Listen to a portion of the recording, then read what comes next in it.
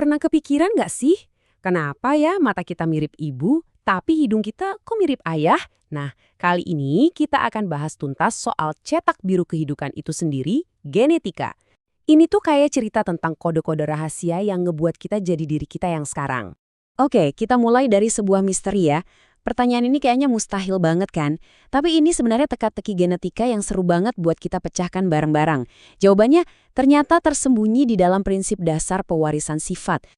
Kunci buat ngerti genetika modern itu uniknya bukan ditemuin di lab super canggih loh, tapi justru oleh seorang biarawan bernama Gregor Mendel lewat eksperimennya yang kelihatannya sederhana tapi brilian banget.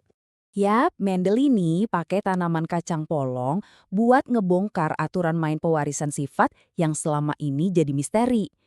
Dan eksperimen inilah yang jadi fondasi dari semua ilmu genetika yang kita kenal sekarang. Istilah kuncinya di sini adalah persilangan dihibrid. Kedengerannya agak ribet ya, tapi intinya simpel kok.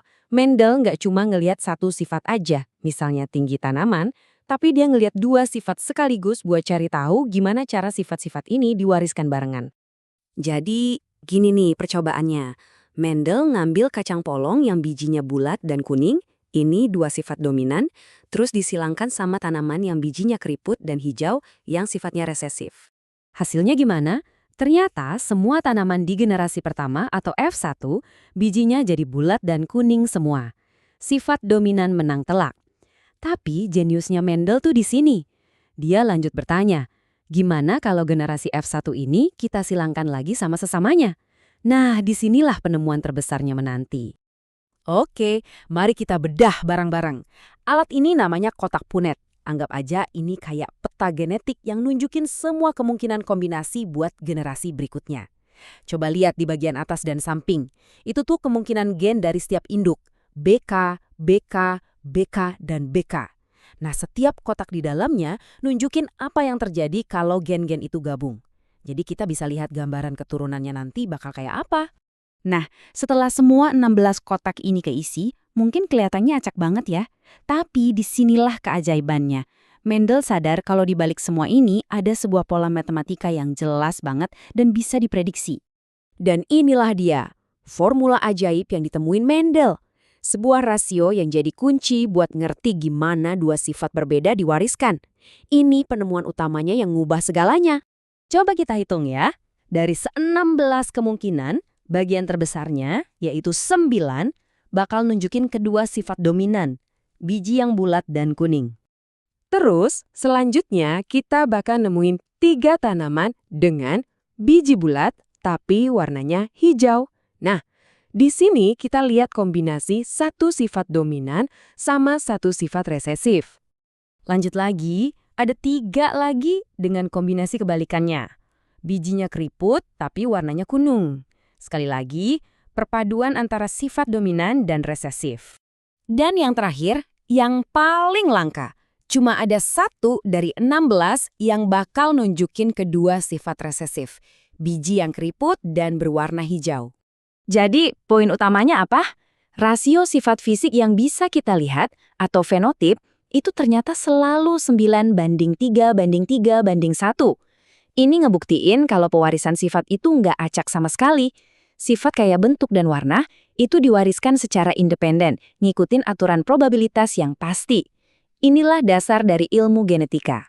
Sekarang mungkin kalian mikir, oke, itu kan kacang polong, terus hubungannya sama kita apa? Nah, ternyata prinsip yang sama persis juga berlaku buat manusia.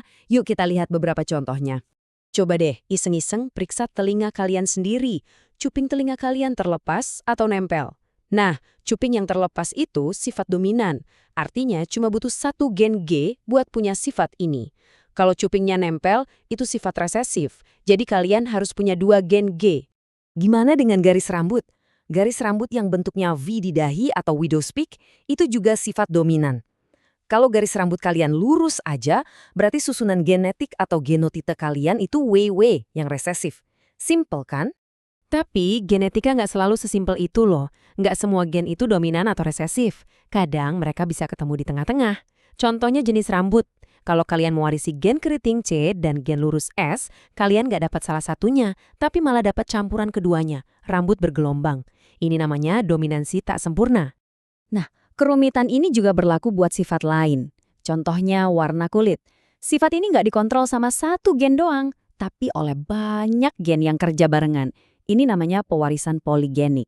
Artinya, genetika itu bukan takdir yang kaku. Banyak gen berkontribusi menciptakan spektrum yang kita lihat. Itulah kenapa warna kulit manusia itu sangat beragam. Oke, sekarang kita udah ngerti dasar-dasarnya nih, dari kacang polong Mendel sampai sifat-sifat manusia yang kompleks. Artinya, kita udah siap buat balik lagi dan pecahin misteri di awal tadi. Jadi gimana caranya dua orang tua berkulit normal bisa punya anak albino? Jawabannya adalah, keduanya tanpa mereka sadari adalah pembawa gen albinisme yang resesif. Genotipe mereka AA. Mereka punya pigmentasi normal karena ada gen A yang dominan, tapi mereka masing-masing bawa gen A yang resesif. Nah, seperti yang kita lihat di kotak punet ini, ada kemungkinan 1:4 atau 25% anak mereka bakal mewarisi gen A dari keduanya, dan jadilah genotipe AA alias albinisme. Misteri terpecahkan? Terus, kenapa sih semua ini penting? Wah, ini bukan cuma sekedar teka-teki akademis. Paham genetika itu dampaknya nyata banget. Ini bantu kita ngerti dan bahkan mungkin ngobatin kelainan genetik. Ini juga merevolusi pertanian, bikin kita bisa ngembangin tanaman kayak padi dan jagung yang hasilnya lebih banyak dan tahan penyakit. Dan yang paling keren, ini ngebuka pintu ke pengobatan masa depan yang sifatnya personal, yang disesuaikan sama cetak biru genetik kita masing-masing.